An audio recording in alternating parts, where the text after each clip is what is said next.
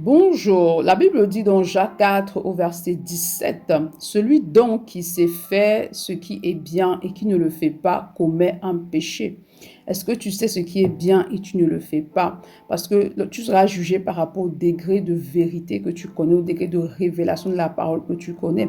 Lorsque tu as la révélation de la parole de Dieu, le Seigneur s'attend à ce que tu gardes sa parole, c'est-à-dire que tu marches conformément à cette parole-là.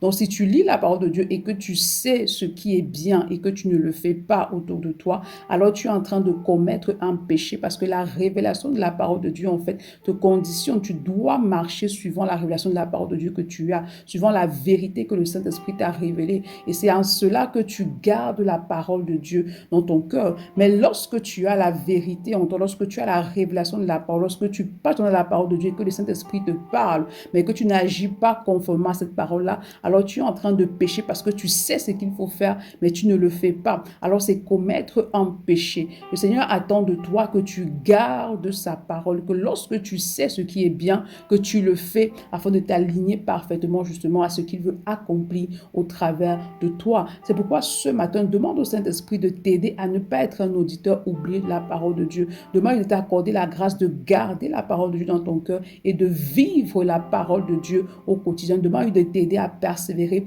à faire le bien au quotidien. Bonne journée. Shalom.